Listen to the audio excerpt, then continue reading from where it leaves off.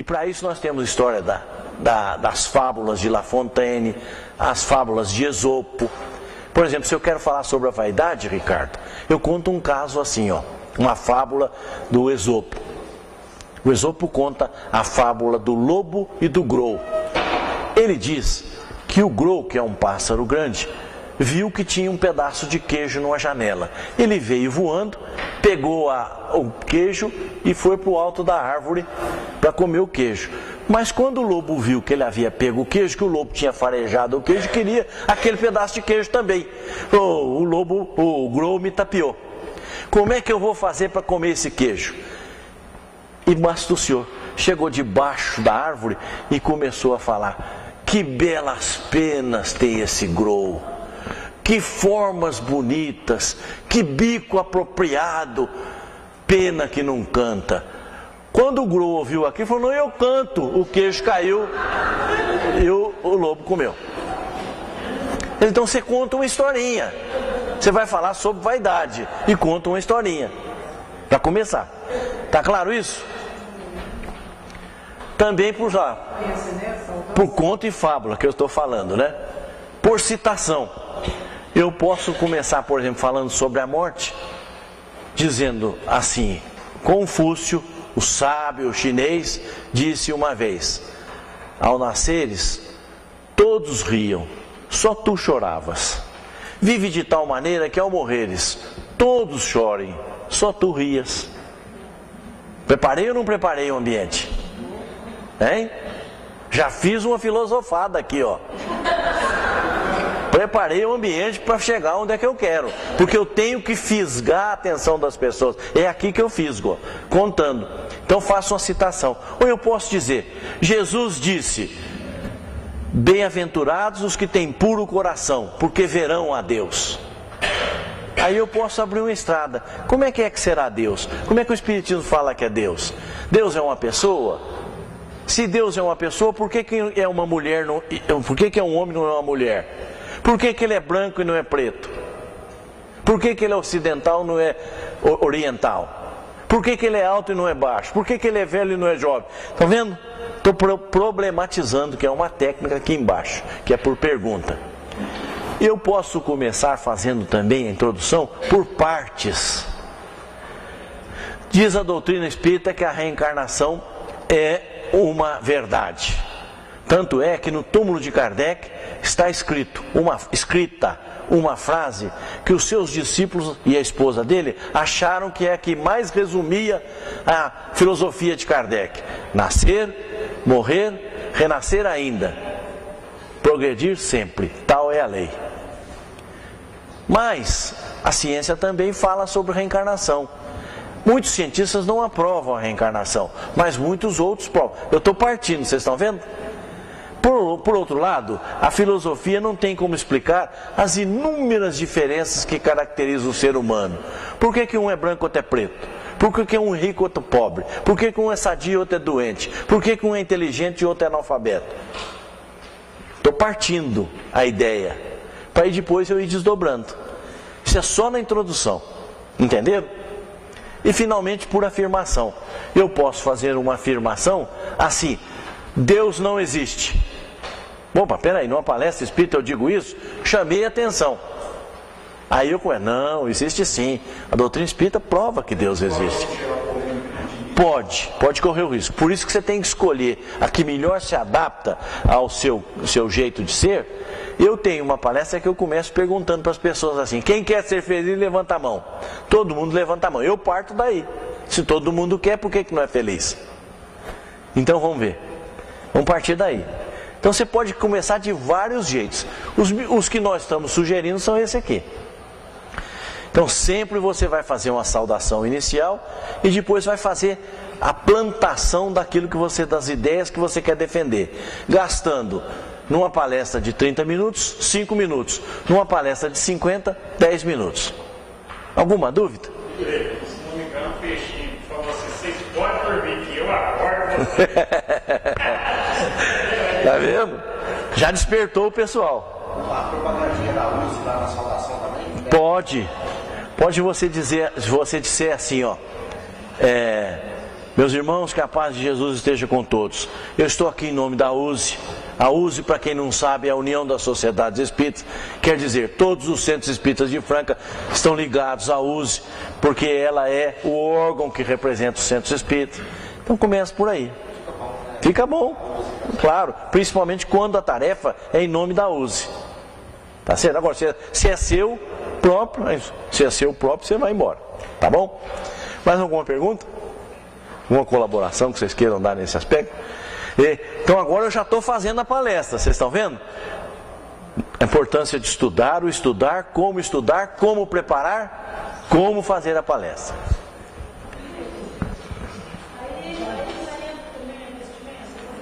Vou falar da vestimenta. Essa questão também da pergunta, é um pouco arriscado também. Principalmente se você não souber a resposta. E há um outro aspecto, se você está pensando em partir sua palestra das respostas que surgirão, você pode quem está preparado. Não, mas você, aí o que você primeiro tem que saber? A resposta, que você quer chegar, né? E segundo, estar preparado para todas as variáveis que surgirem. Então tem uma técnica que nós vamos falar aqui, um recurso complementar da palestra, que chama flip chart. Então você anota com pincel atômico o que eles falaram. Palavras síntese, né? Aí você coloca lá, depois você aborda aqueles assuntos. Bem, aí nós vamos passar para o corpo da palestra, que é o que você vai falar propriamente dito. Até aqui você preparou o terreno, agora você vai semear. Você vai defender as suas ideias. Então esse campo chama corpo ou desenvolvimento. Eu falei que a apresentação era o alicerce. Agora você vai levantar as paredes da casa que você está construindo.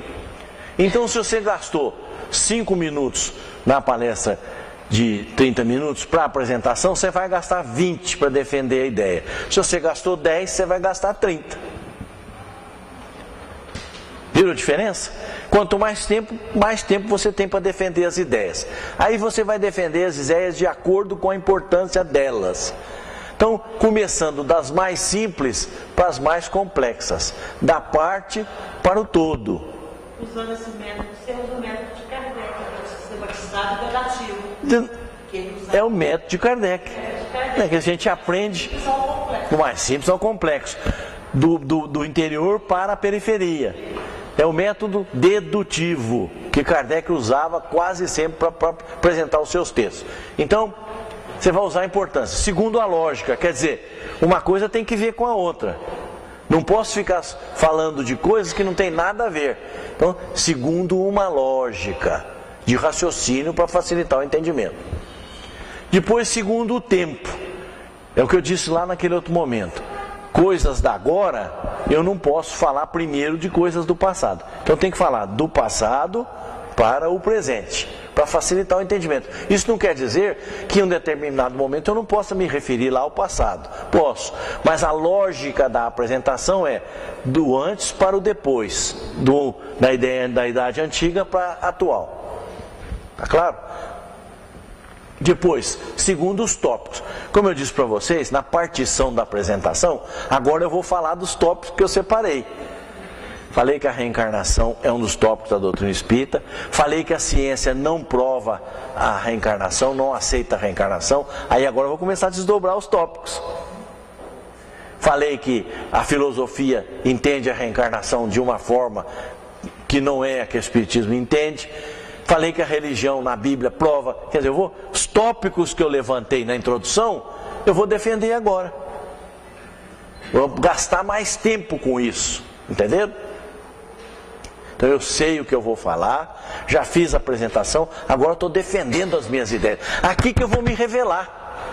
Quais são os meus pensamentos?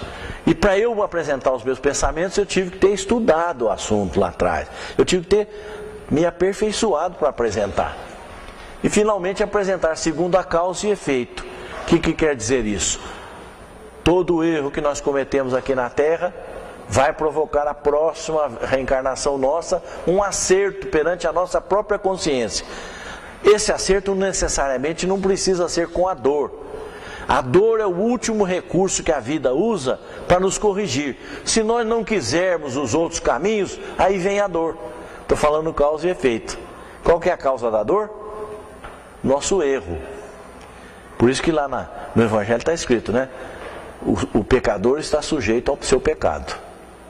Porque o pecado determina, a falha, o erro determina o futuro do que vai nos acontecer. Alguma dúvida aqui, gente?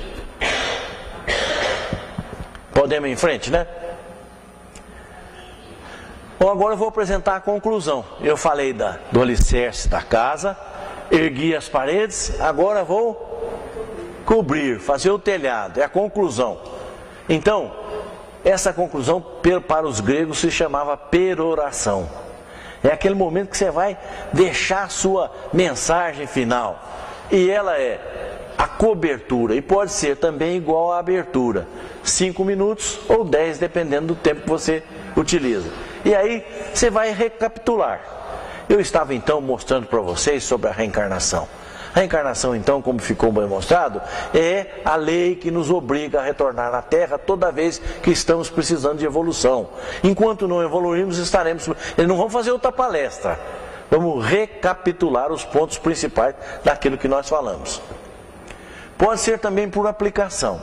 Então aprendemos com Jesus que é preciso perdoar 70 vezes quem nos ofendeu. Então agora está feito o desafio. Vamos perdoar? E aqui tem que ter um cuidado. Eu já vi muito orador se colocar à margem da palestra. Então ele disse, Jesus falou para perdoar. Então vocês devem perdoar. Vocês, eu não. Eu já perdoo. Eu já sou bom. Entenderam? Então vamos nos incluir nisso, porque quem de nós que é perfeito? Nenhum. Então, meus irmãos, a aplicação não é para os outros, é para nós, para todos nós. Vamos evitar os erros, porque os erros comprometem a nossa vida futura. Mas comprometem a de vocês e a minha. A lei não aplica só para vocês. Motivadora. Estudemos a doutrina espírita, meus irmãos, porque é o estudo da doutrina espírita que nos faz entender melhor a nossa vida. Por que nós estamos aqui? Para onde nós vamos? De onde nós viemos? Ela motiva as pessoas com a palestra. Depois, ela é culminante. Ela chega lá em cima. Você está subindo a escada, vai chegar no topo. Então você fez a apresentação, fez a defesa da ideia, agora você vai concluir. Por isso podemos concluir que Jesus é o nosso mestre. Vou concluir a palestra com o plano caro, não tem sem lá. Hein? Pode concluir a palestra com o plano caro. Não vamos acreditar em nada disso, que isso tudo é mentira. Vamos subir lá em cima. Então, Jesus é o nosso mestre. Procuremos Jesus. Dizem que você tem que chegar no ápice, esse ápice, você tem que chegar nele e fazer com que todos que estão te ouvindo sintam que você está vivendo aquilo que você está pregando. Porque se você não acreditar naquilo que você prega, ninguém vai acreditar. Ninguém vai acreditar que isso é uma coisa que tem que ser aplicada. Por isso que todo mundo fala, né? A primeira pessoa que tem que gostar de você é você mesmo. Porque se nem você gostar de você, ninguém vai gostar. Então, culminante, ilustrativa. E nós podemos citar um caso, ilustrar o encerramento da palestra com um caso. Então, meus irmãos, para concluir essa palestra da reencarnação, eu vou contar para vocês um caso de um amigo nosso, que na casa dele, uma criança começou a se lembrar da encarnação passada. E eles foram tratando com tanto cuidado, com tanto carinho, que aquilo foi passando, a criança foi esquecendo, e hoje é uma pessoa absolutamente normal. Ilustrou, contou um caso. Vou contar para vocês um caso que houve. E conta. Então, nós vamos ilustrar a palestra. Poder com citação. Como eu disse, essa de Confúcio, ela tanto pode ser usada no fim, como no final. Ou podemos usar uma frase do Evangelho, uma frase da Bíblia, uma frase de Emmanuel, um pensamento de André Luiz, um pensamento do mundo. Como dizia a Madre Teresa de Calcutá, não permita que ninguém saia da sua presença menos feliz ou menos alegre do que quando chegou. Estou falando de alegria, cabe o assunto. Quer dizer, vamos citar também assunto que tem a ver, né? Se nós citarmos uma citação que tem nada a ver com a palestra, joga tudo pro chão, né?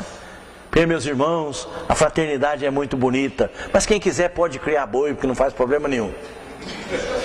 Tem nada a ver uma coisa com outra, né? A gente teve esse orador falar, é um motivo de falar isso aí, finalizando assim. Mata. É como aquele orador que chega e fala assim, ó, isso se chama nariz de cera. Ele chega assim e fala, outro que não eu devia estar aqui falando. Mas então por que você está? Se era outro, não seja você. Então isso é uma falsa humildade.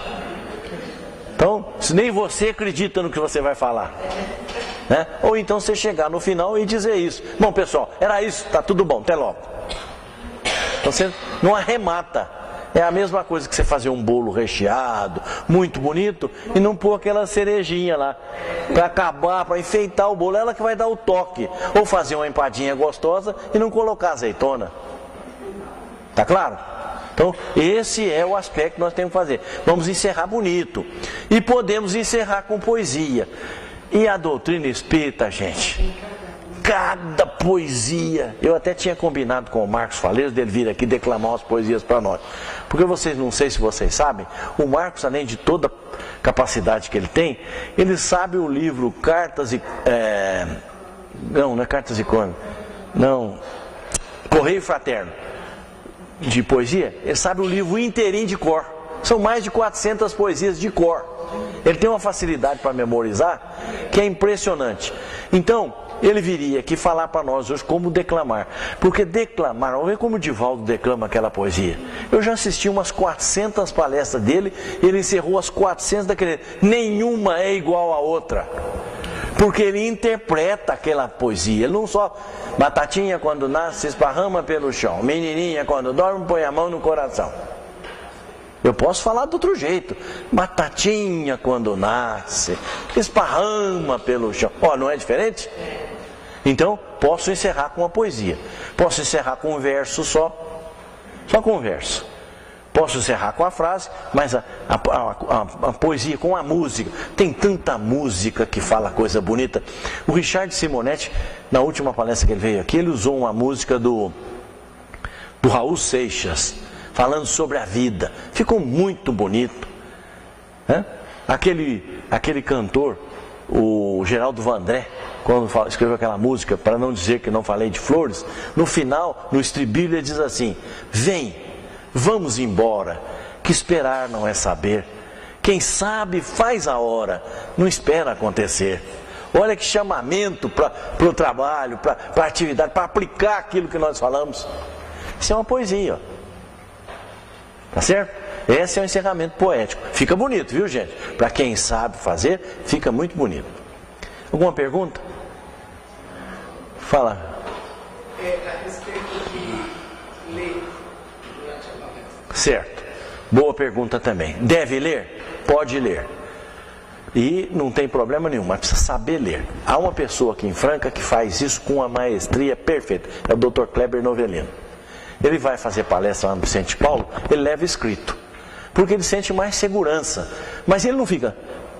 Aprenda o contexto que está colocado, verifica as circunstâncias, lugar que eu vou avalie, compreenda, não é nada disso. Ele lê olhando para as pessoas, interpretando o que ele está lendo. Aquilo ali é mais uma segurança para ele, porque ele preparou o trabalho. Não é o roteiro, porque o roteiro são súmulas, são pontos, né?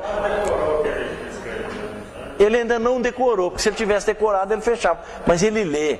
Há formas de ler e formas de ler. Você pode ler como eu li aqui, pode ler interpretando, dando entonação, ênfase, realçando, fazendo algum comentário paralelo.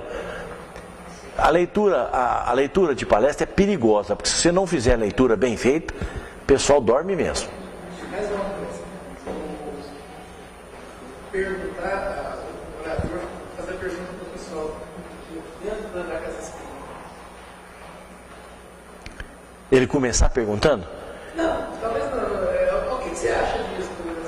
Não, essa é uma técnica perigosa. Perigosa, porque se você dá com uma pessoa que você sabe que é inibida, você pode até incomodar a pessoa. Susta. fato de você perguntar, você tem que deixar a pessoa à vontade. Quem quiser perguntar. Falar. E não impor. Não impor. Não impor porque você constrange. A palavra certa é constrange. Mais alguma pergunta, pessoal? Pois não. Vamos falar dela, viu? Ela também tinha pedido para falar de roupa, nós vamos falar daqui a pouco. Com relação, então, nós falamos que a estrutura da palestra é essa: apresentação, desenvolvimento e conclusão. Então é uma casa: alicerce, parede, telhado. Não esqueçam isso: começo, meio e fim. Nós tínhamos um companheiro que colocava um texto na lousa: vou falar sobre reencarnação. Falava de mundos habitados e fazia perguntas sobre obsessão.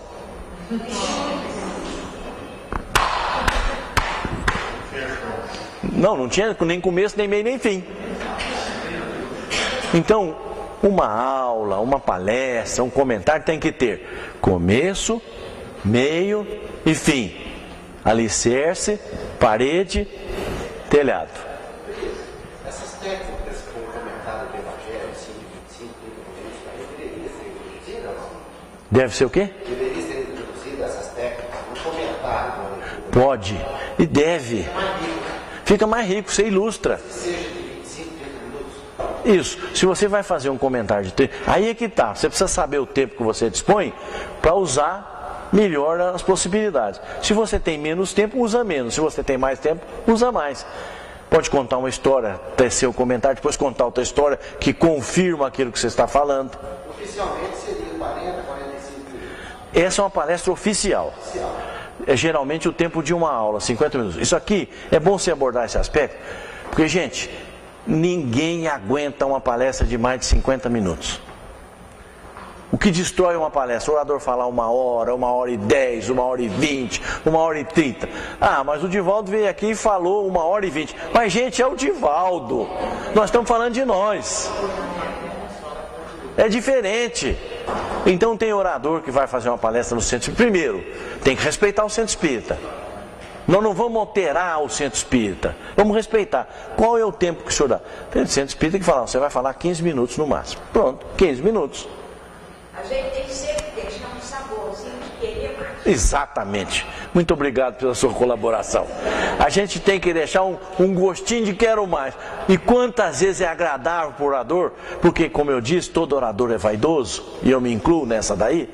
Então, e foi o Maurício que falou, vocês cobrem dele quando ele vier aqui. Como é agradável a pessoa: olha, eu ficaria um pouco mais ouvindo, por que pena que acabou.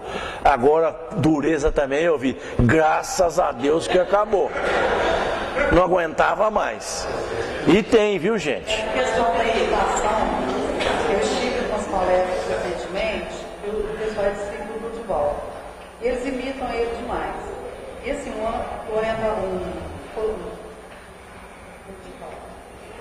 orador muito conceituado, muito conhecido, renomado, foi fazer uma palestra em Goiânia, e ele começou a imitar. E ele foi se perdendo de uma tal maneira, o negócio foi estendendo, aí ele falava da obsessão, ele falava de mundos, de galáxias. Por fim, fez uma colcha de retalho. Fora, assim, por respeito à casa, e deixou ele tão sozinho. Porque o negócio estava tão insuportável. Então, orador tem que ser você mesmo, não queira ser o outro. Divaldo é um só. Não existe coisa mais chata do que orador imitar o Divaldo. Me desculpem a franqueza. É claro, só um minutinho antes de você perguntar. É claro que a gente tem um ídolo. Todos nós. Quem que você gosta de ouvir falar? Fulano. Então eu vou fazer mais ou menos com ele. Mas agora, imitar os trejeitos, imitar o tom de voz, imitar as conclusões, isso você está deixando de ser você. Então isso cria uma insegurança, porque será que eu estou sendo ele mesmo? Sou eu ou eu sou ele? Pode até citar, né? Citar a pessoa. Vou contar uma historinha do Simonete. Fala Simonete conta. Isso. Pode citar, isso não está errado. No livro do Simonetti, se você citar o livro até melhor, Encontros e Desencontros, ele conta a história da Marinha e da Ritinha, que eram duas irmãs que gostavam muito de tomar chá juntas e conversar. Aí você citou o livro, isso é diferente. Agora eu começar, como o Divaldo, eu não sou o Divaldo. não tenho a capacidade dele, não tenho a cultura dele. Como é que eu vou fazer? Só um minutinho que ela está na frente. A pessoa que está falando, fixar só, você fixar só em mim. Isso, boa questão. Você fica só, todo mundo percebendo que você está fixado só no ponto. Então o orador, o que o orador tem que fazer? Essa pergunta dela é muito importante. Envolver o grupo. Então ele olha aqui, olha ali. Todo orador precisa ter uma referência. Como é que é a referência? Alguém que está prestando atenção no que ele fala. Nós temos que nós lançamos como que fosse uma ponte para ligar com aquela pessoa. Ainda mais no meio espírita que nós sabemos que os pensamentos nos ajudam. Então quando você percebe alguém que está prestando atenção, fixa naquela, mas varia. Olha para cá, olha para lá, tá certo? Sem ficar citando muito pessoas do meio ambiente, para não criar constrangimento, como disse a Rosana. Então, esse aspecto é olhar todo mundo. Porque você vai ver naquelas pessoas como é que você está indo. Não, eu não estou indo bem nesse raciocínio aqui não. Deixa eu mudar a tônica aqui. Não, fui bem, a pessoa lá entendeu, até sorriu. Quando você conta uma piada, ninguém ri, ou você não soube contar, ou a piada não presta. Você olha dormindo, né? Como é que é? Você olha, você vê um punhado de pessoas dormindo. Pessoas dormindo. Aí você percebe. Tem um amigo nosso que ele diz o seguinte: quando o pessoal no centro está passando por problema de insônia, eles me chamam para fazer a palestra, porque todo mundo dorme, pelo menos na hora da palestra. Eu conversando com a professora Marquete, ela falou assim para mim, como nesse tempo, ela falou assim, para mim consegue preparar uma palestra, ela é muito sintética. Em 30 minutos ela fala. Uma capacidade de síntese muito grande. Esse é um outro dom do orador. É a capacidade de sintetizar o assunto. Porque alguém que quer dizer para você que saindo aqui na porta, se você seguir essa rua, você chega na praça central da cidade, alguém diz, pois é, se você sair aqui na porta, mas tem avenida ali em cima, se você for por lá também dá. Ou se você quiser ir pela marginal aqui embaixo, também sai. Só que se você voltar aqui, você vai encontrar o Allan Kardec. Aí você desce lá, quer dizer, começa a abrir veias que depois você não fecha. Agora tem um que é sintético, tem uns também que são muito herméticos. Tem uma piada nesse sentido muito engraçada. 2 amigos foram almoçar e o prato era muito pouco, não dava muito para os dois, então um astuciou um plano. Se eu vou fazer ele falar, porque enquanto ele fala eu como. E serviram o prato, ele falou para você, olha, eu soube que o seu pai desencarnou, eu queria que você me contasse com detalhes como é que foi a desencarnação dele. Enquanto o camarada falou da dor que o pai sentiu no coração, que veio correndo, papapá, que veio a ambulância, levou para o hospital, papapá, papapá, ele desencarnou, o outro tinha comido quase tudo. Aí que ele se deu conta, ele me paga, na próxima vez eu vou chegar para ele.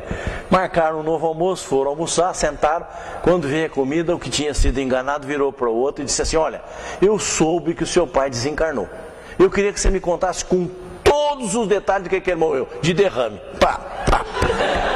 Vai ser sintético lá adiante, né? Hein? De repente, de derrame. Pronto, matou a charada. Então nós temos que saber dosar. Nem tão sintético que a gente não fale o que quer, mas nem tão prolixo que o pessoal fique cansado. Então é aí que se chama blá blá blá. Tem aquele também só fala seu nome, né? Como eu mesmo, tenho um punhado de cacoetes, né? Mas a gente não consegue eliminar tudo, né? Como é que é? Tudo a mesma coisa. Hoje tem essa história de palestrante, palestrista. Fulano foi dar uma palestra. Ninguém dá uma palestra. A gente profere, pronuncia, fala uma palestra. Hein? Nosso português vai ficando limitado. Esse é um outro assunto, viu? Nós precisamos estudar o português. Se a gente quer falar bem, precisa falar corretamente, o mais possível. A língua portuguesa não é fácil. A gente tropeça toda hora. Mas procurar conhecer um pouco para não falar tão errado assim, né? Porque falar errado distrai a atenção das pessoas. Como falar né? Aqueles que falam assim, bom, eu vou dizer está distraindo a atenção das pessoas. Isso são chamados distraidores. A gente. Ainda mais que todo mundo está falando na televisão, a gente. Até por hábito a gente começa a falar a gente.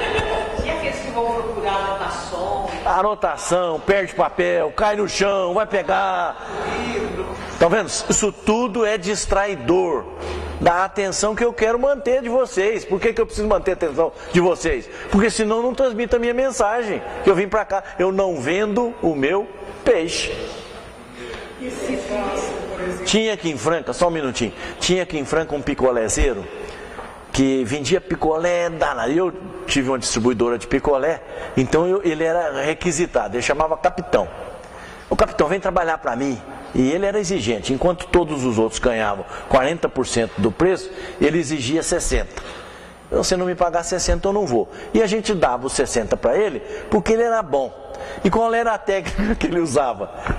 Ele usava uma técnica para chamar a atenção. Ele saía andando e falava assim: o picolé no pali, e não falava o tô.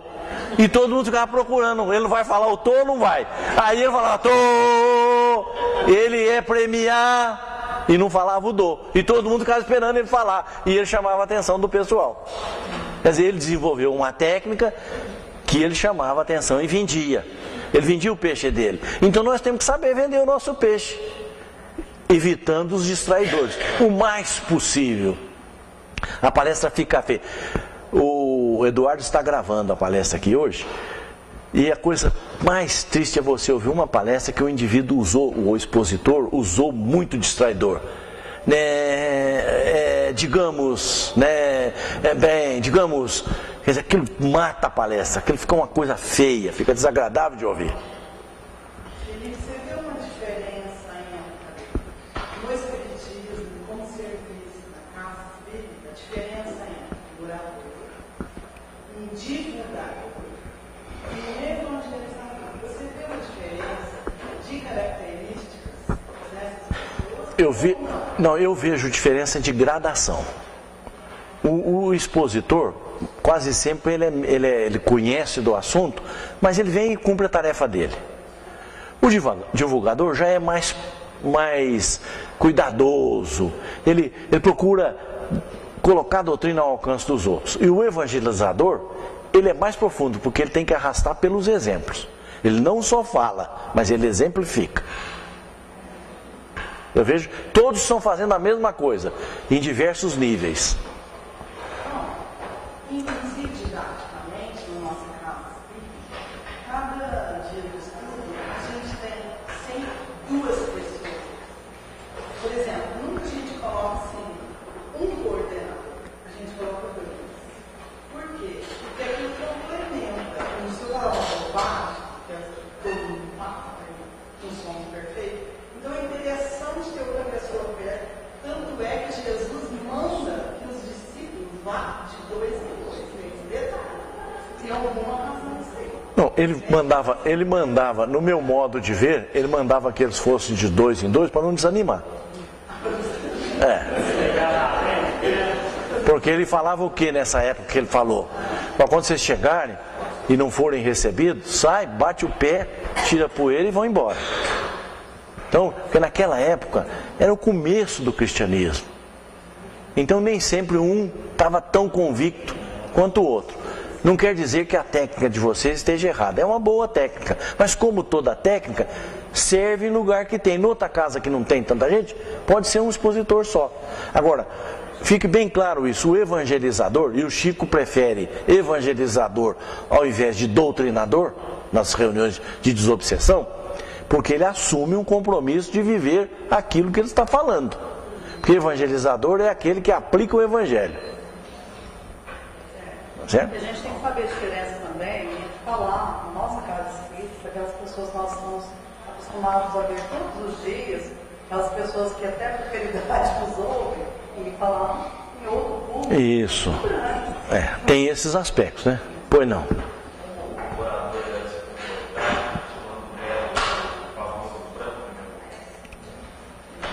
Essa pergunta é muito interessante. Se ele tiver um roteiro, ele procura anotar.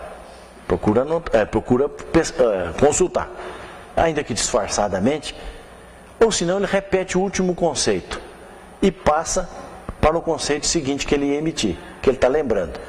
Dali a pouco ele procura, se ele lembrar, ele procura voltar naquele assunto. Naquele momento eu queria ter falado para vocês a esse respeito, e eu estou falando agora. Faz um retorno para abordar. Mas a primeira coisa que ele deve fazer é ter calma, não se desesperar. Procurar manter a calma, para poder não se apavorar e perder a oportunidade. Ele deixa o momento passar, passa para o tópico seguinte, que ele tem em mente, aborda aquele tópico, se lembrar, ele volta lá e encaixa.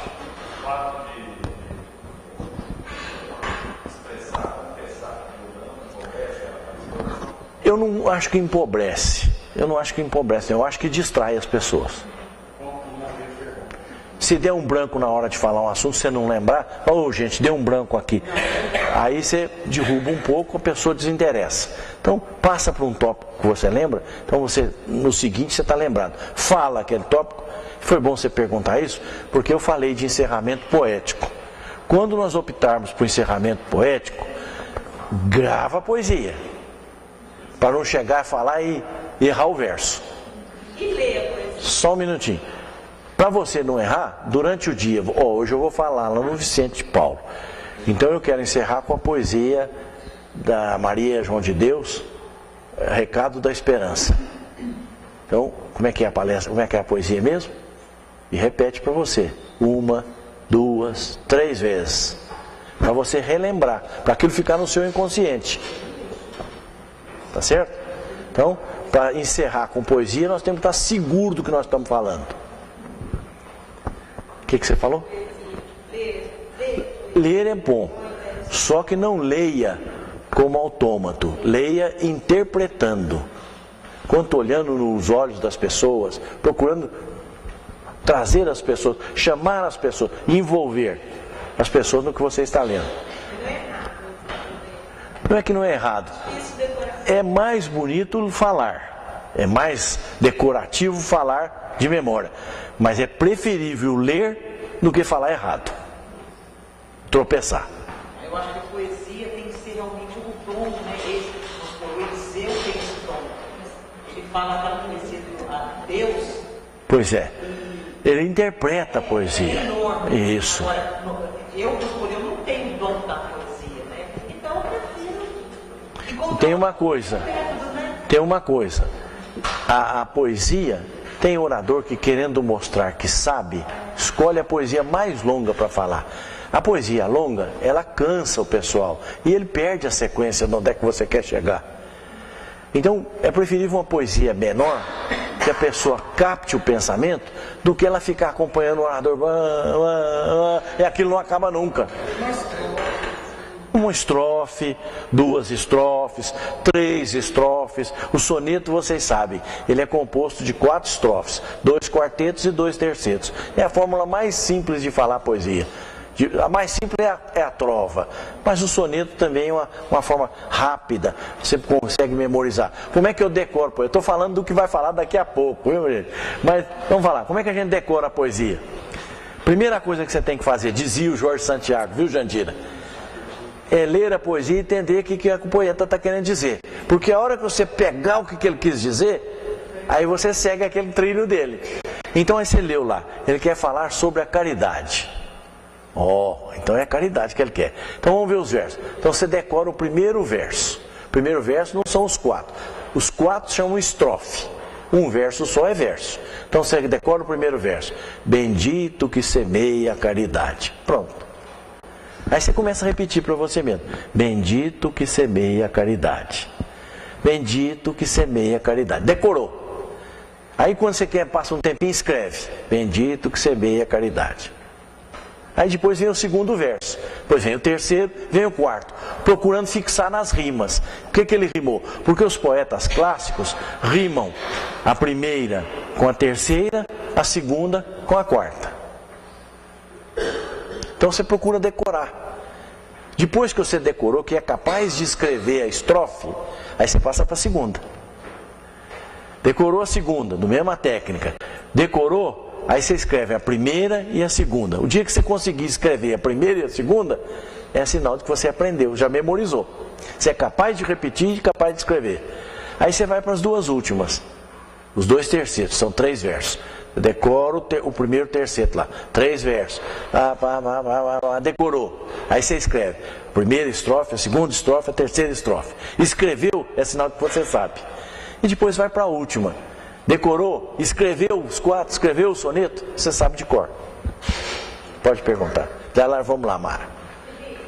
Na questão do tempo, por exemplo, igual acontece na semana regional, às vezes a gente recebe convite e a gente pergunta, quanto tempo? Tem das 8 às 9. É feito, assim, 45, tá bom? Não. Pois então você prepara para 50, mas fala 45 para deixar o gostinho de queria mais. Você faz isso. Não é, ele deu tempo para você de 1 hora, mas não é obrigado você usar aquela 1 hora. O que não pode, ele te dá um tempo de 30 e você gastar 45. Porque aí você está perturbando o ambiente. E nem também quando eles falam, não, é o que você acha. Tem alguns papos que falam assim, na semana regional. Não é por causa disso que você... Não é por causa disso que você vai falar 1 hora e meia.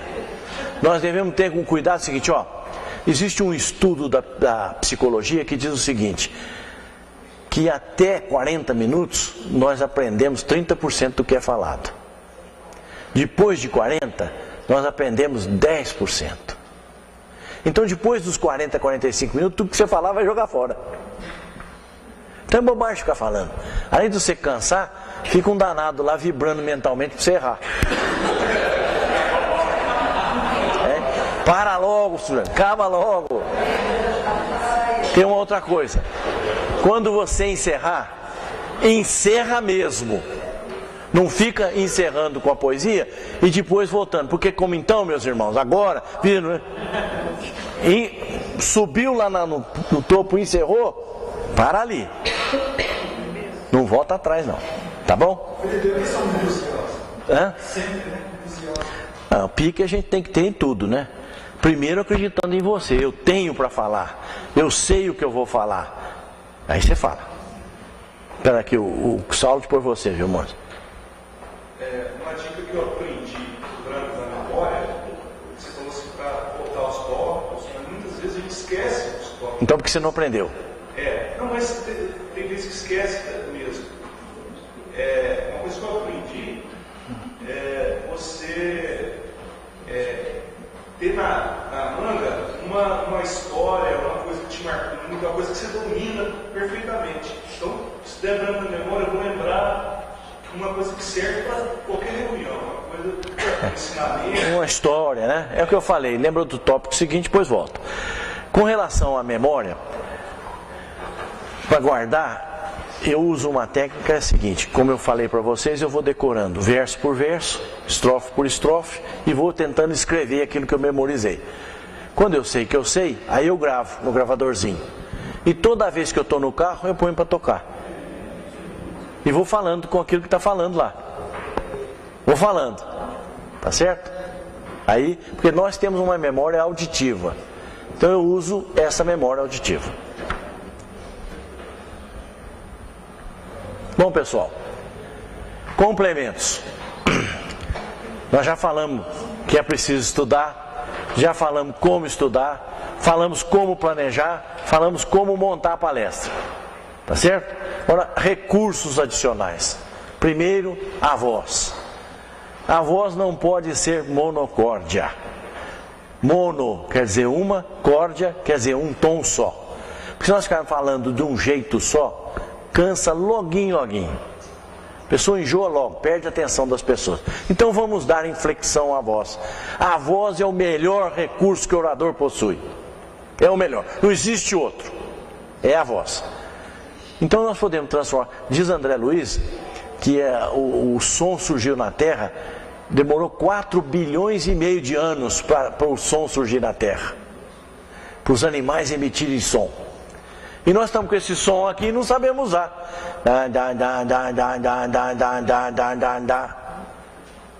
Isso cansa, gente. Então vamos dar ênfase pique, como diz ele, entusiasmo. Vamos vibrar naquilo que nós estamos falando. Porque se nós falarmos, enfeitamos a palestra. Ou não? Igual o Maurício fala, O Maurício não deixa ele dormir, dá uns gritos. É isso, até é. Vamos usar a voz em nosso favor. É o maior recurso do orador. Vejam, Jesus só escreveu uma vez na terra.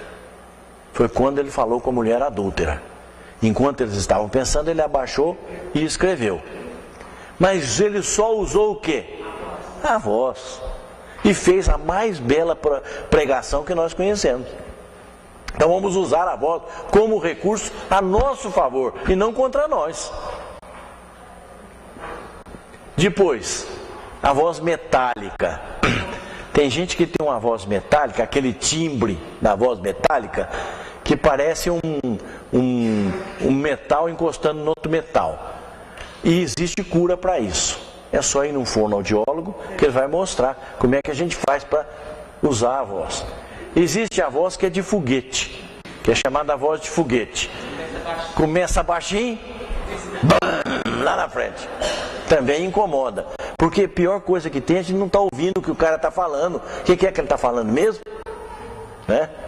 Se não for surdo, porque aí tem que pôr o aparelho, mas é bom o orador usar a voz para todo mundo ouvir. Ela é um recurso que está à disposição dele. E existe a voz que é chamada de bomba. Ela explode agora e começa a aula. Porque eu vou falar com vocês, meus irmãos. Porque tem verdade, né? Morre, ela apaga no final. Então nós temos que saber dosar, tanto o alto quanto o baixo, saber utilizar. A pronúncia, já no começo, dona Jomar falou conosco que é preciso falar todas as sílabas, não engolir os terminais de R e de S principalmente, que nós aqui da região do estado de São Paulo, que nós somos mais mineiros do que paulistas, né? Nós só nascemos do lado de cá do Rio, mas a nossa psicologia é de mineiro. Então nós engolimos S's e R's. Quem quer falar, procura. Não vai ser perfeccionista. Doutor Agnello Morato, que foi nosso mentor na Mocidade Espírita, nos sábados nós tínhamos uma reunião de estudos na Mocidade Espírita. Ele dava aula de califasia. Califasia é uma técnica que ensina a falar bonito as palavras. Nós vejam, para nos treinar, para a gente fazer palestra, né? Usar a pontuação. Então, tem que haver degraus, tem que haver o descanso e tem que haver o fim.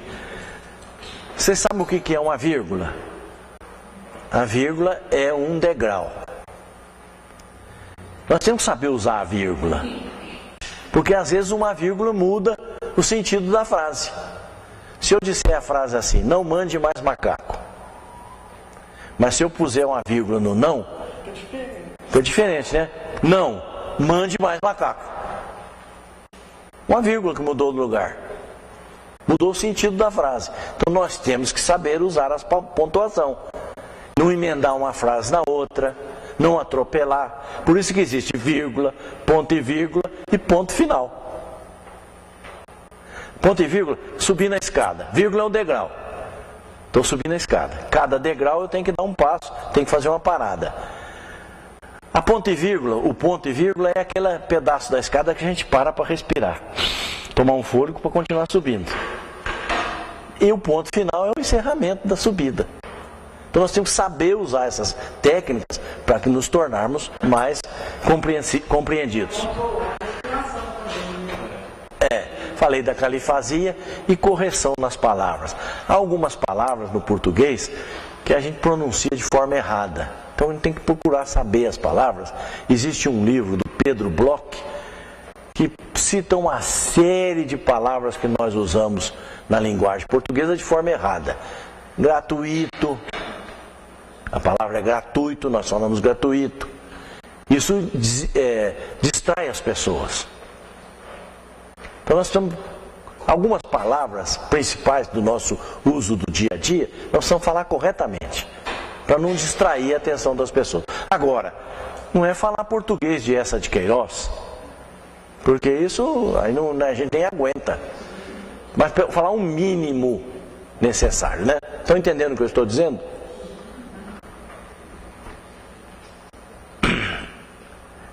Usar histórias e poemas. Existe a arte de ler e contar histórias. Esse é um livro do Malbataan.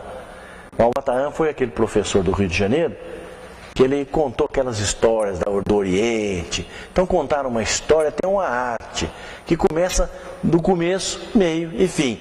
E que você vai enfeitando à medida que você vai contando e vai pondo o seu tempero pessoal. A encenação. Por que nós gostamos daquela poesia do Divaldo, que ele não pode encerrar uma palestra sem fazer aquela poesia que fica faltando alguma coisa? Porque ele encena aquela palestra. Os gestos, nem tanto, nem pouco. Mas ele faz os gestos adequados. Ele é um artista que está usando aquilo em benefício dele. E nós ficamos tudo de boca aberta. Não dá resultado, ou não dá? Tem coisa que ele fala assim, eu vou colocar a minha emoção nessa história de Humberto Campos, fotografia de Chico Xavier. Ponto. Põe a emoção integral dele, né? Como é que nós podemos usar os recursos audiovisuais? O primeiro e mais barato de todos é o quadro de giz. Se for possível, antigamente chamava quadro negro, depois passou para quadro verde, agora é quadro branco, porque usa o pincel atômico, né, aquela superfície branca. Se possível, fazer um desenho, e isso precisa ser competente para fazer o desenho, porque senão a pessoa mais confunde do que explica. Mas se puder utilizar o desenho. A lousa, como é que a gente usa? A gente usa sempre da esquerda para a direita, de cima para baixo. Por que a gente não deve apagar o erro com a mão? Porque passa a gordura da nossa mão para a lousa, depois ela não pega mais o giz. Então, utilizar adequadamente a lousa, na hora certa, na quantidade certa. Alguns expositores, como ocorre lá no Vicente Paulo, eles vão e colocam na lousa o que eles vão falar, fica bom também. Olha, eu vou abordar esses aspectos aqui. Ó. Agora tem eu mesmo, sou assim. Se eu não me cuidar, eu vou escrevendo tudo quanto é jeito, pois nem eu sei onde é que eu estou. Então precisa saber escrever, saber usar a lousa. A regra é essa, da esquerda para a direita, de cima para baixo. E procurar apagar aquilo que você já usou, que não vai servir mais. Depois o flip chart, como eu falei aqui para o Sandro, né? Qual que é a diferença do flip chart e do álbum seriado? O flip chart é aquele suporte que a gente coloca as folhas em branco. Então eu vou fazer uma palestra sobre o perdão. E pergunto para vocês, o que é que vocês acham do perdão? E as pessoas vão falando, eu pego um pincel atômico e vou escrevendo lá. Anotando no flip chart. Naquele papel branco. E depois eu vou discutir aqueles assuntos que estão ali. Porque foi levantado de vocês para mim. Então, não foi uma coisa que eu preparei e trouxe para vocês. Eu preparei o tema e vocês mostraram o que queriam que fosse abordado. E aí eu vou abordar aqueles assuntos. Então, o flip chart serve para isso. É aquele, como é que chama? Suporte que a gente usa para passar a folha, vai escrevendo à medida que vai abordando. Qual que é a diferença do álbum seriado? O álbum seriado é o mesmo flip chart, com a diferença que eu não peço a opinião de vocês. Eu já trago pronto. Eu vou falar sobre obsessão. Sobre obsessão é isso aqui, ó. Ilustra, ajuda, facilita. Tem o álbum flanelado também, que as antigas evangelizadoras usavam. É uma superfície de flanela, pegava as imagens, colocava um pedaço de flanela atrás e ela grudava ali no flanelógrafo, né? Então, ilustra também. Serve, pode usar? Podemos. Esclarece? Ajuda? Claro que ajuda. Tem o retroprojetor que já está meio superado. É aquele aparelho que a gente coloca uma lâmina, sempre cuidando de colocar a lâmina sempre para eu poder ler. É o jeito, porque nada distrai mais do que você ficar procurando na lâmina o lugar que ela vai projetar, né? Então, para você ter um indicador é esse. Aquela haste do retroprojetor serve para você encostar a lâmina lá e de maneira que você possa ler. Se ela tiver para o seu jeito de ler, ela vai sair certo lá. Essa é a técnica. Não ficar passando no meio da luz, na frente da luz, porque as pessoas querem ler, e aí você fica dançando ali na frente da luz, você cansa as pessoas. O Data Show, que é esse aqui, essa maravilha que está aqui, eu sou analfabeto nisso aí, tanto é que eu preciso trazer o Eduardo para projetar para mim, que eu ainda não consegui assimilar isso, mas está aí. Quem sabe trabalhar é ótimo. A música gravada ou ao vivo, não sei se vocês conhecem o Jamil. Jamil é excelente orador, ele gosta disso. Ele não só leva a música gravada, como leva a esposa dele para cantar. Ele tem a esposa que canta muito bem, muito afinada. Tem um grupo, então ele faz um teatro, fica muito bom. E eu fico às vezes preocupado porque se você dá muito realce à música, perde a atenção das pessoas. Daquilo que você quer falar, não é tanto por você, é tanto pela mensagem que você quer passar. E tem a palestra lida, que perguntaram aqui se podia. Poder pode, mas precisa saber utilizar. Se não utilizar direito, torna-se cansativo. Alguma pergunta? Devo usar a mediunidade para fazer palestra? Deve. A mediunidade de transpiração. Transpirar no estudo, que aí os espíritos vêm e ajudam. É essa que é a mediunidade que nós devemos usar. Porque às vezes a pessoa fala assim, não, eu não vou me preocupar não, porque lá na hora os espíritos vêm e falam. Vai ficar repetindo a mesma coisa, que é o que ele sabe. Se ele não estudar, os espíritos não têm aonde tirar. Então, o melhor é a inspiração. Essa vem, quando nós estamos preparados, ela vem mesmo. E também nós somos pessoas humanas, ou não somos? Então, se você brigou em casa, o ambiente não está bom. E nós sofremos essas influências. Se você teve um atrito no trabalho, se você não está bem do estômago, do intestino, passando mal, você não consegue fazer uma boa palestra. Quer dizer, isso tudo influencia. Se o ambiente da casa, você chega na casa que você vai falar e não é querido pelas pessoas, você tem uma certa animosidade com aquele grupo, pronto, já fica um ambiente desagradável. E a gente sofre essas influências. Aí, a incorporação, nem toda vez nós vamos utilizar a incorporação. Eu já ouvi orador falar incorporado, mas isso é caso especial. É uma mensagem que precisava ser transmitida. No geral, no nosso comum, no nosso corriqueiro, não vamos apelar para isso não. Tinha um orador que gostava de impactar a assistência, então ele falava aqui, eu aqui, incorporado por fulano de tal. Quer dizer, aí o Espírito falou, está falado, né? Quem é que vai discutir? Isso é uma apelação muito feia, né? Hein? Para chamar a atenção, para falar que ele é diferente. Olha, toda besteira que eu falar não é minha, é do Espírito. Então a palestra espírita tem dois objetivos que nós não podemos perder nunca de vista. Nunca. Instruir e consolar. Consolar e instruir. Então eu vou falar sobre o aborto. Aí eu mostro que o aborto é um crime, que o espírito precisa da reencarnação, que aquilo marca o perispírito, cria uma nódoa muito grande. E aí começo a falar. Porque a mulher que praticou o aborto vai gemer lá no umbral. Eu não estou consolando. Então não criemos, se nós não pudermos edificar, não destruamos ninguém. Se nós ainda tivermos que falar que a mulher não deve praticar o aborto, não vamos passar medo não.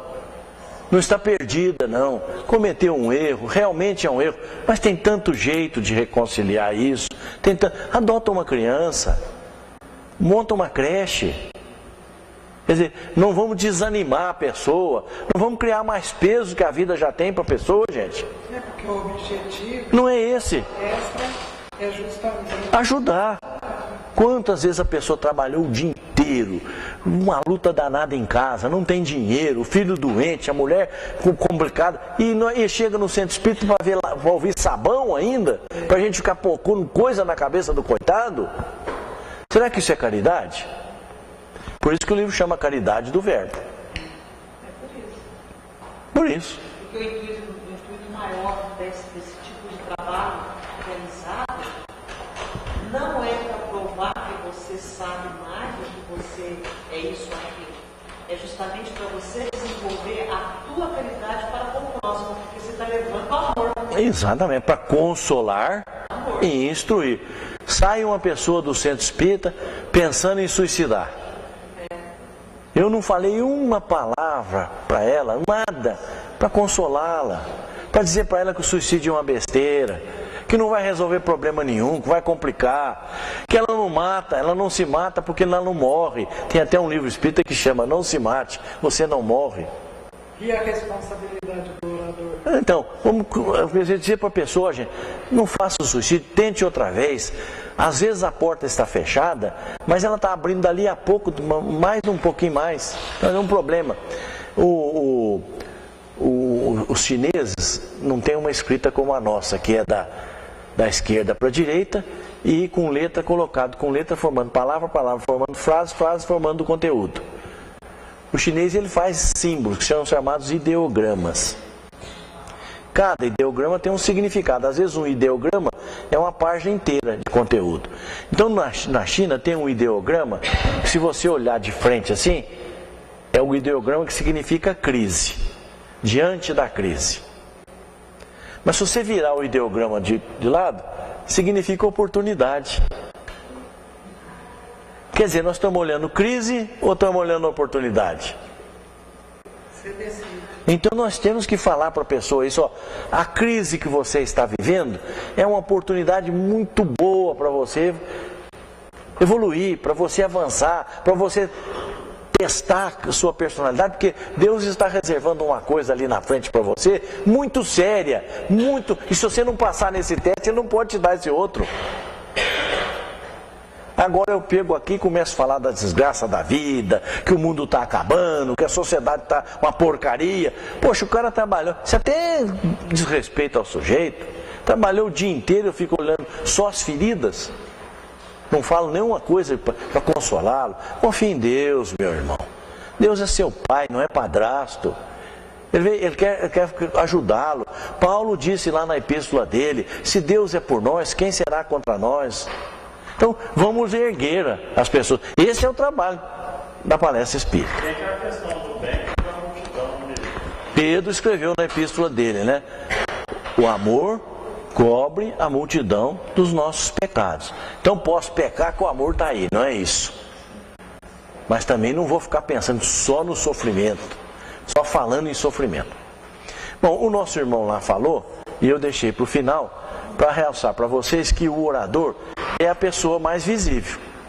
Então, como pessoa mais visível, a primeira coisa que ele tem que fazer é tomar banho.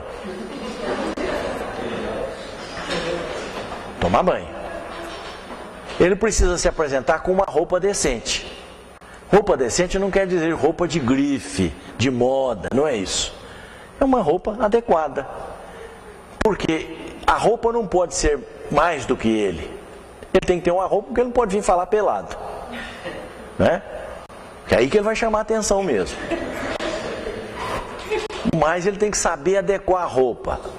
A roupa é aquilo que ele vai falar. Me desculpem as mulheres, mas vestido muito curto, vestido muito decotado, porque senão os outros vão prestar atenção em outras coisas do que nela. Diz a Jandira que no mundo de hoje o alto está baixo e o baixo está alto. Então, vamos saber usar. Aprendi, tanto você falar para mim, eu aprendi. A cor. É proibido a espírita andar na moda? De forma nenhuma. É proibido a espírita, quer dizer, não é proibido, não é aconselhável a espírita andar no rigor da moda. Vai falar no centro espírita Obreiros do Bem, lá no bairro, humilde, simplesinho, caindo nas paredes, ela vai toda empetecada. Não está certo, vamos respeitar o ambiente. O homem, por exemplo, é muito desleixado, vai de qualquer jeito. Vamos caprichar, mas não exagerar nas coisas. Vamos fazer o médio. A virtude está no meio. Nem muito ao céu, nem muito à terra. Mas a virtude, tá certo? Respondi a sua pergunta? Respondi a pergunta, amigo? Aquele senhor lá atrás, respondeu?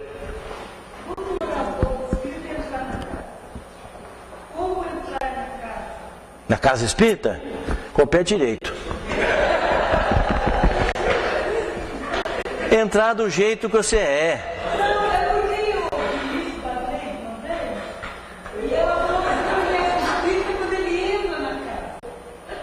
Não entrar. Isso, eu entendi o espírito que a Gleide quis dizer. Nós temos que entrar com um espírito otimista, entrar com um espírito alegre, fraternal. É isso que é. Aqui, ó, já entra para baixo, né? Reclamando da vida. Ah, então não vem falar, ué. Você vem cá para instruir e consolar. E aí você fica, eu estou passando uma, meu irmão. Desculpa, né? Esse é o nariz de cera. Vocês me desculpem, hoje eu não preparei muito. Então não vai. Avise e não vai. Você foi avisado, convidado, não preparou? Não vai. Avisa que não vai. Toma outra providência. Mas não faz isso não. Porque você põe as pessoas contra você. Aí se ele não preparou, por que eu vou prestar atenção? Às vezes a pessoa está na primeira vez no centro, né? Para ouvir uma palavra, está em busca, buscando, né? E de repente pode sair dali e depois, como não sei se foi você que contou uma história, depois encontrou depois de muitos anos, fala, você sumiu, você está... Não fui eu não, mas tem essa história mesmo. Eu vou lá para quê? Levar sabão? Ô Felipe, mas quem também tem esse compromisso não pode esquecer que se acontecer alguma coisa com ele e ele não poder comparecer naquela casa, se ele tiver condições de avisar a casa com antecedência, ele tem que avisar. Ou ele procurar alguém do conhecimento dele que está preocupado com aquele tema e fala, olha, eu não posso ir por causa disso, então você vai no meu lugar. E não deixar a casa escrita. Deixar todo mundo esperando. É uma responsabilidade. Vocês viram o que Emmanuel falou lá. É a responsabilidade perante a justiça divina. Vocês querem ver uma coisa? E se eu posso contar e até citar o nome, porque aconteceu e ele mesmo que contou. Na Semana Regional Espírita, o Manuel Andrade, que já não mora mais em Franca, foi convidado para fazer uma palestra num centro espírita. Foi convidado? Não, foi indicado. E era a primeira vez que ele ia na casa. Ele não era conhecido. Chegou lá, entrou, sentou. Ninguém falou nada com ele, ninguém abordou. E aí o presidente do centro levantou e disse, olha gente, eu estava indicado um orador para vir aqui, ele não apareceu aqui. Então nós vamos encerrar a reunião, porque a reunião era só para palestra, não tá... Foi todo mundo embora. E eu falei, Manuel, você não falou para ele que era você? Ele falou, não, ele não me perguntou.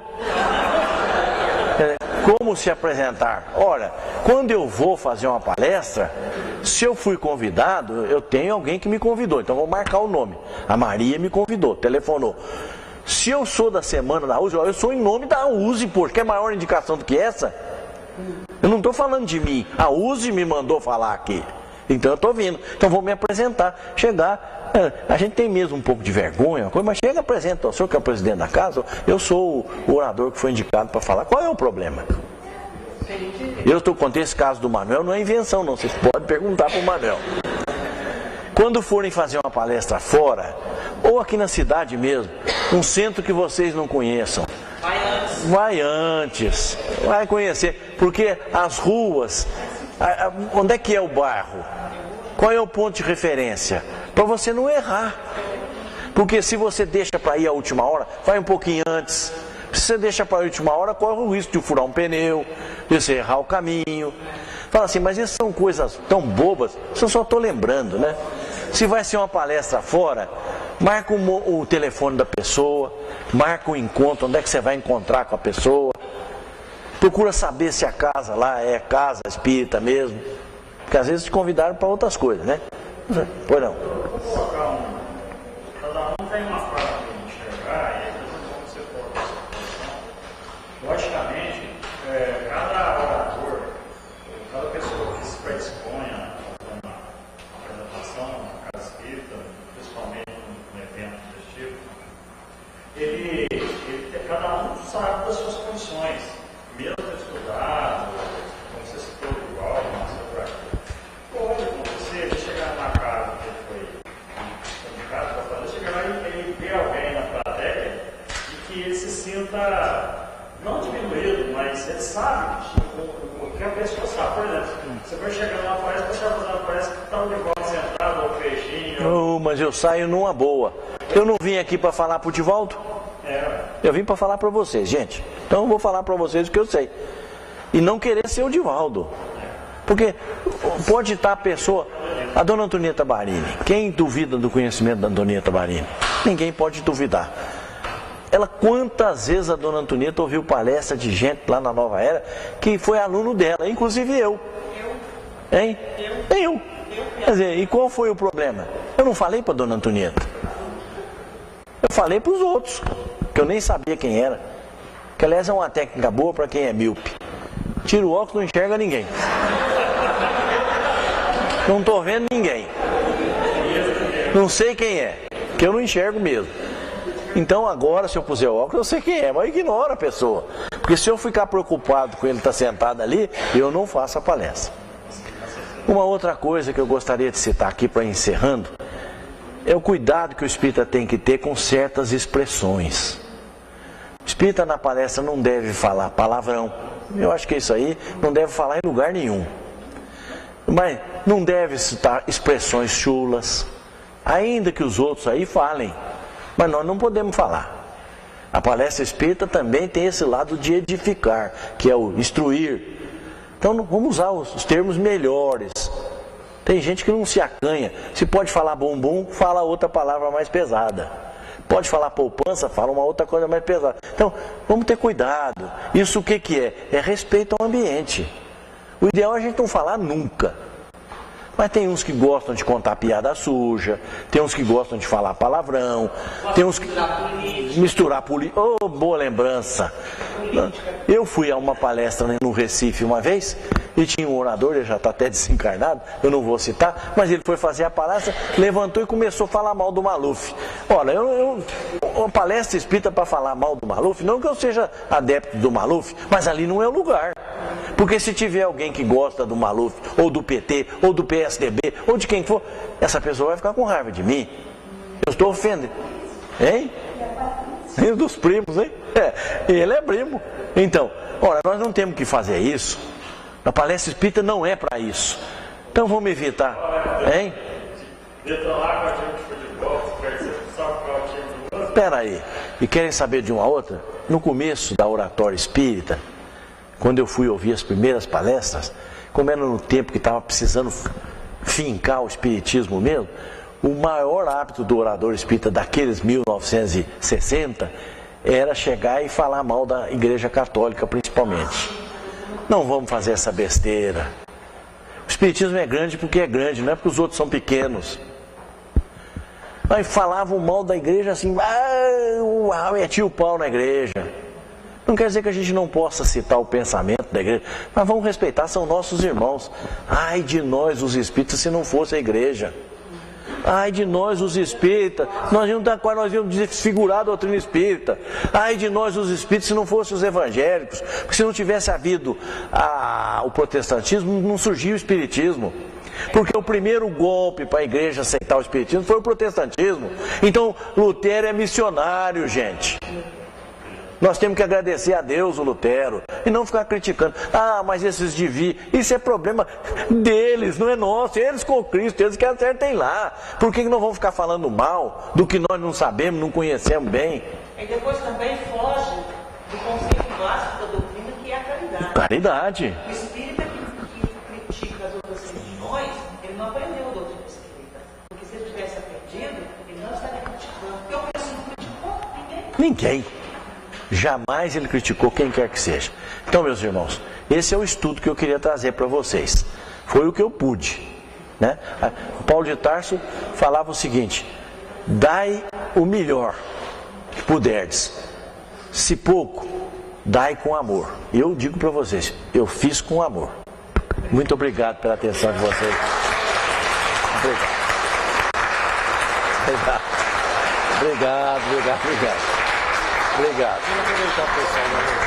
Pode, aproveita aí o pessoal. O senhor Lins quer falar. Desculpa eu tomar o tempo de vocês, mas é um assunto que eu acho que de suma importância para todos nós. Porque eu sou coordenador de palestra, eu não faço palestra, sou coordenador de palestra e convidar as pessoas há mais de 15 anos. Então é um problema sério que a gente encontra. Aqui um ano atrás, né? Foi implantada uma caixinha de sugestão para avaliar o orador, aquele negócio todo, e a pessoa dá sugestão, né? Que assunto que queria, aquele negócio todo. E foi uma bomba, né? Para falar a verdade, eu já tive aqui acho que uns 4 anos atrás, não era nem nesse local ainda, aqui já tem 4 anos, lá no salão, o projeto veio fazer uma palestra, a coisa mais linda do mundo, sobre astrologia, né? Os astros, criação, aquela coisa mais linda, que lá, aquele tempo, lá mostrou. Depois, eu tenho guardado, não sei aonde, um cartãozinho. Nós viemos aqui para ver palestra, para consolar os nossos corações, nosso dia a dia, e não sei o quê, desse jeito. Mas isso não é instrução? Hein? A astronomia não é instrução? Não. O Espiritismo não fala em pluralidade dos mundos habitados? Foi lá na caixinha esse negócio, o projeto da minha parte.